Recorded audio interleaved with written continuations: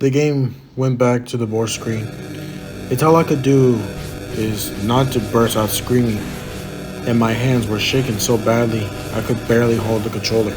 I knew the game was going to test me if I kept playing, but I had no idea it would go so far, or that it was even capable of doing what it just did.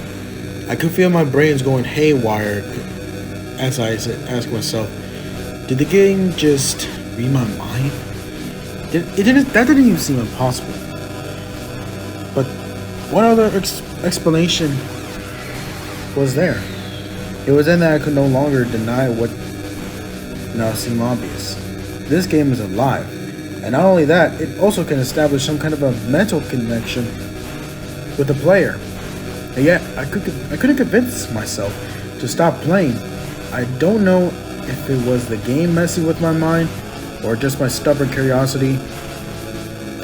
But even with the previous relations, I really wanted to see through to the end, even more than I did before I beat dementia. Terrifying as it might be, even dangerous, I knew that if I quit playing, I would never be able to stop thinking about it. If I tried to restart the game, I might go back to being normal again. It might go back to being normal again? How many people ever get witness something like this firsthand, let alone be able to take screenshots of the whole thing? Fucked up as it was, this is an experience of a lifetime. But even so, I couldn't take any chances with my health. I had a TV remote next to me, ready to turn the TV off in case I felt I was in actual danger. And if that didn't work, I would pull the plug out of the wall or just run out of the room. Seriously, that would be enough. Whatever power this game has, it seems to be confined to what can be showed and a TV and whatever its mental connection would do. The latter was what worried me. I still didn't know what I was dealing with, so I wasn't about to underestimate it.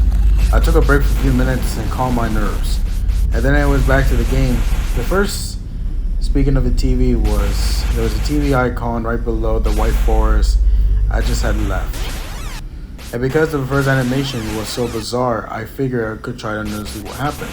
Although I expected the same animation, but it was totally a different one. Weird.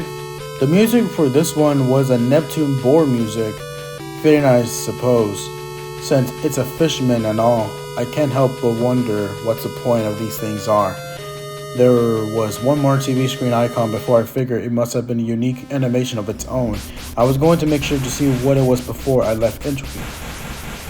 But then it was time for another level. The gold brick icon was the closest thing. I went to that and I started up in a gold labyrinth level. My health and powers were refilled. Not sure how or why, but I was glad not to be heading in the unknown nearly dead. I also noticed that my Mothra sprite had shrunk to a half of its original size.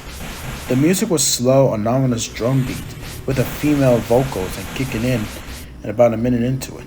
Quite haunting. The gold labyrinth itself was an anomaly. I'm not sure how this level would have played out if I was using Godzilla or Anguirus, because flying seems unnecessary just to get around this place. Another thing that caught my attention was that when you go left, the monsters actually turn and face the left. That sounds stupidly obviously, but in an original game, you were only supposed to move it to the right, so when you tried to move left, your monster ended up flying backwards. The level was apparently gigantic in size, because every time I thought I had reached an end to it, I thought I was going to end up back where I started. I encountered something totally new. There was a lava blockade, new enemies, and statue faces. And I found one statue face at the dead end, wide open stare, the night Melissa died. She had an expression on her face that looked exactly like this the whole time. Even when she got hit by a truck, she still had that same expression. I can't help but feel like something really is staring at me from behind the screen when I look at this.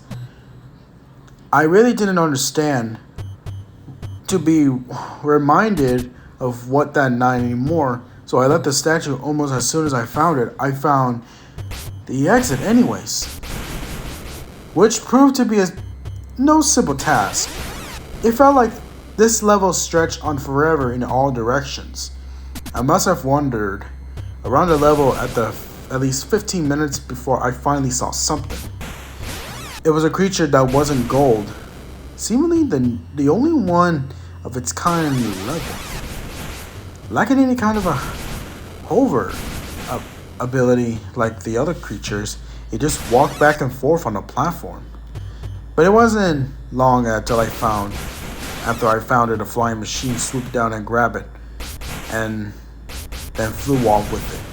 The machine apparently had not seen me, so I decided to follow it to see where it was taking the creature. The machine stopped at a room with a large cauldron-like object in the center. The machine hovered over to the cauldron and dropped the creature into it. The creature emerged from the hole in the cauldron's side, now aborted in the same gold color as everything else. The machine flew off. I'm not really sure what it makes of this, but I'm glad I came upon it, because I found the exit soon after.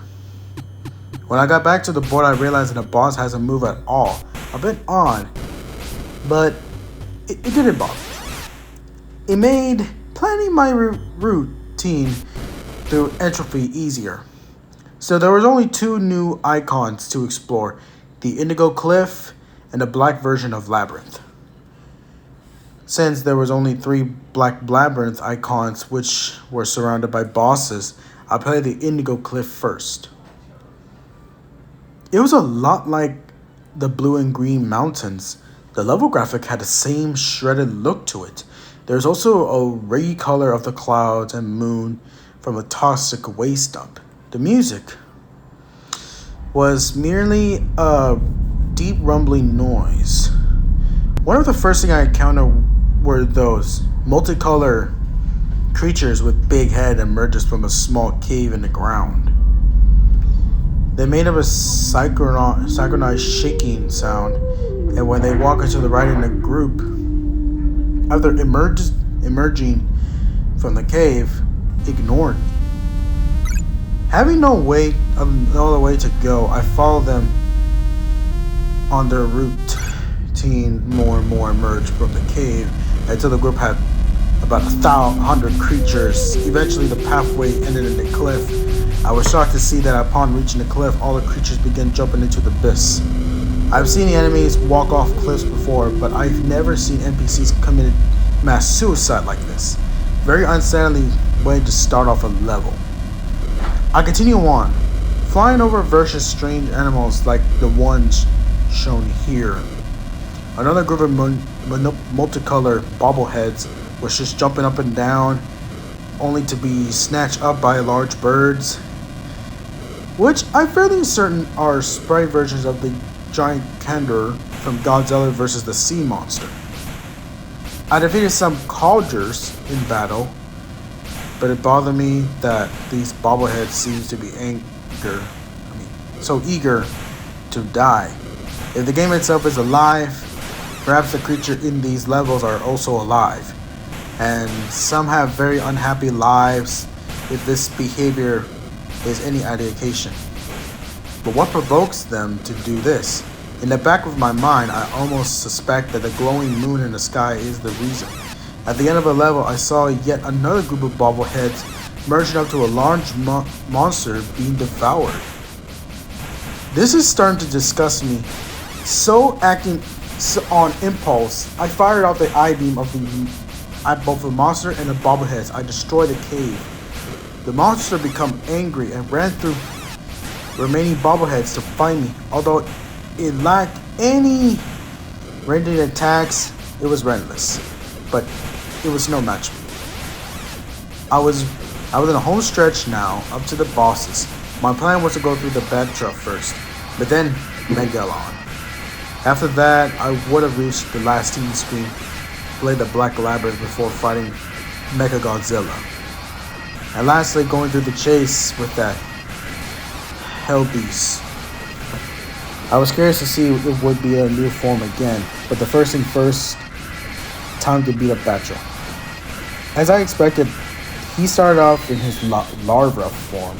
The music was a variant battle theme. Whenever the game puts in a new Godzilla kaiju with more than one form, that the other form will always show up for the game that otherwise explicable. It's rather startling in the consistency and accuracy with the new kaiju bosses.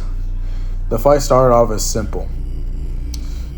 Lava Bertra fight a similar fashion in a Magma did, charging back and forth and occasionally firing off lightning from its horn. During the fight, I noticed that Mothra's combat capabilities has been altered by in a favor. Number 1, the I-beam did 2 times as much damage as they did originally.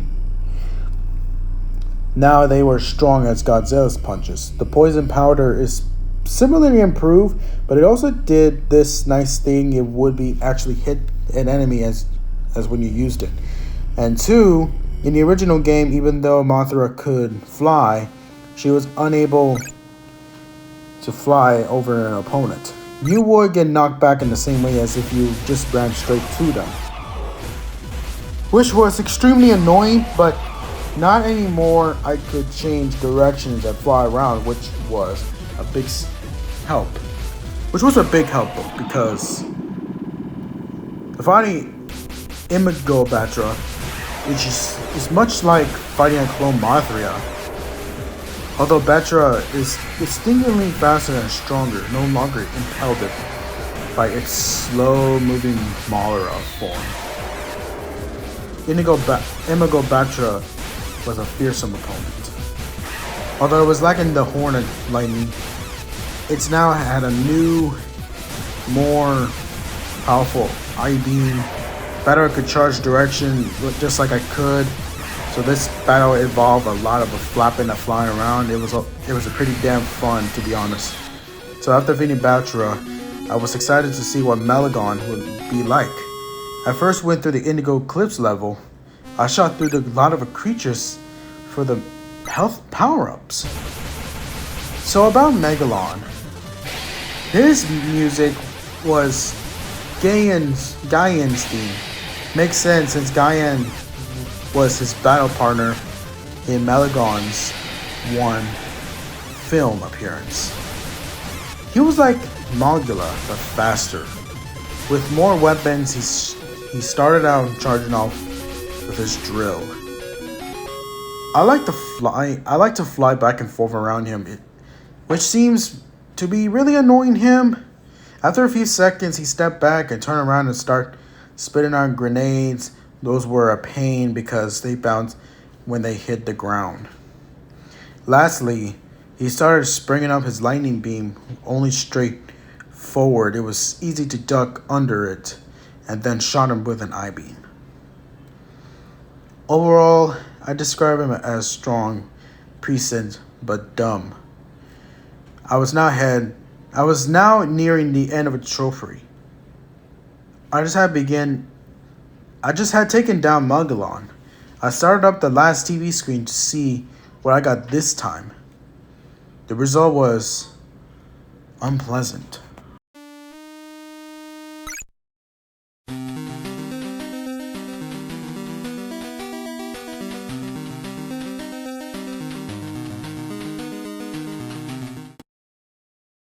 The music for this gruesome scene was a password theme.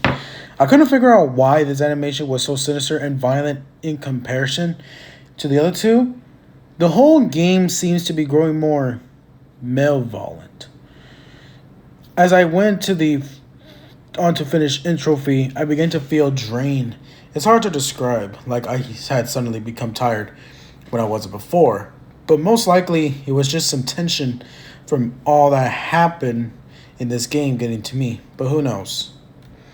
The last level type of entropy was what I called the Shadow Labyrinth. The scenery was recolored from gold to black. The music was an evil abyss similar to the unforgiving cold loop, but distantly different. The music was my first sign that this level was going to be distressing. I traveled through the maze for about a minute, and I noticed there weren't any creatures hovering around. It was an odd tensions from the gold labyrinth, which was overrun with creatures. To this level, I had nothing at all. But then this might be the good thing. Maybe there weren't any obstacles that I could get through any level with ease. Then the screen went dark. And immediately I snap out of my daze from a few seconds earlier. Everything seems to be in darkened, so that the only thing I could see was the Mothra sprite. I couldn't tell where I was going, so I ended up fantastically running into walls. I heard a noise that sounds like a crowd running through the hallway. And along with the running came the roar. Loud roaring sound, which I sound described as like a rabid dog the size of an elephant. Screaming with fury, I could tell whatever was making these noises, there were lots of them. I knew this was something there, but it wasn't until I just did some screen cap editing that I got to see what my piercers looked like.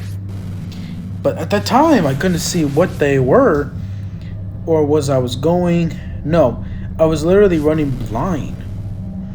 And this mom of the beast that was eventually caught up with me, all I could think was no, as I saw my life bar rapidly declining. The monsters had taken me down to the half of my total health. When I was saved, the light came back on. The attackers had disappeared.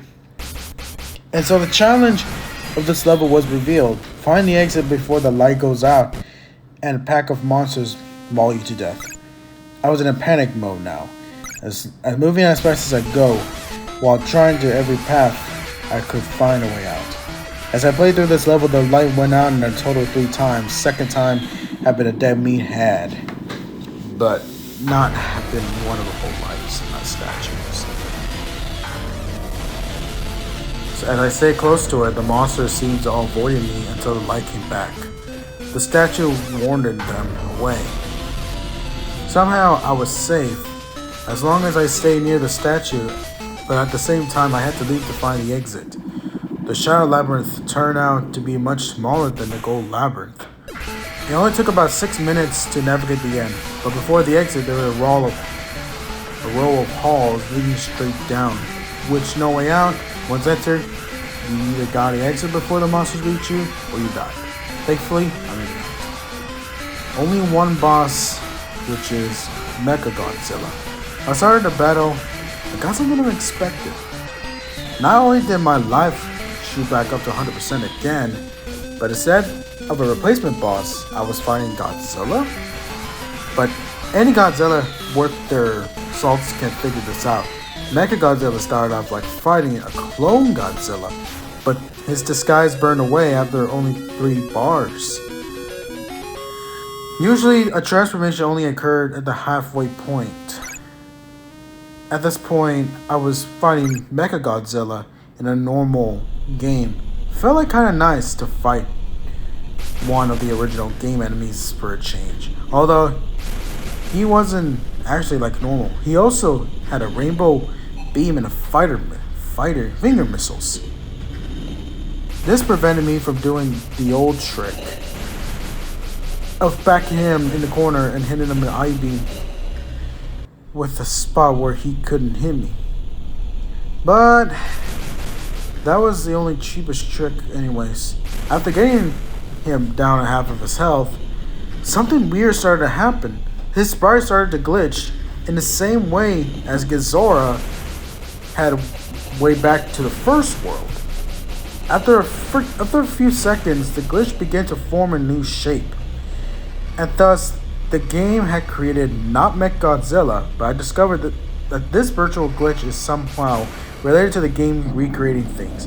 The human face on this one gave it a very uncanny look. It was one of those stronger replacement monsters and had a most firepower picture here before its mouth beam, which I got caught in the middle of.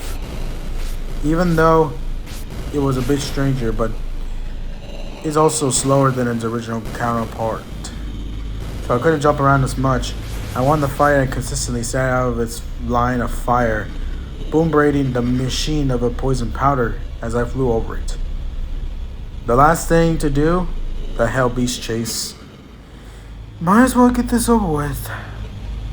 The untrophy end chase ended up being exactly what I was afraid of. It would be a labyrinth level. All the other chases, although difficult, were extremely straightforward. You would just run to the right and not get touched. But this was all as simply out of it. There was no telling how big this labyrinth would be, or where the exit was. And now, only did I have to constantly backtrack to find a way out, I also getting to avoid getting one hit by that red monster. For the first 30 seconds it didn't show up, but I knew it would. And I started picking up the pace. I heard a loud flapping noise. And there it was, in flying form. It flew with bat-like wings. It was fast and relentless as ever. For reasons I already started, this was probably the most nerve-wracking of all the end chases. As such, I keep my focus on the game and not taking screen caps. However, I did take this one for the red monster doing something I found very interesting. I managed to lose it getting through a different path than I apparently expected. And it was blocked from attacking me by one of the organic walls of the red labyrinth, or so I thought. It tried clawing through the walls for a second before opening up its mouth and tearing the wall apart with the intense jaws. And for the brief milliseconds the monster was held back might have been the key to finding me the exit. The path to exit as long and complex, but from what I remember, I went up and then back towards the left. I'm still not sure why I choose this particular way. Just a lucky hunch, I suppose. I was sweating profusely, but my luck has saved me yet again. I hope that it would run out before I finish this game. There are only 2 worlds left to go. The next one was a accumulated world that's called Exios.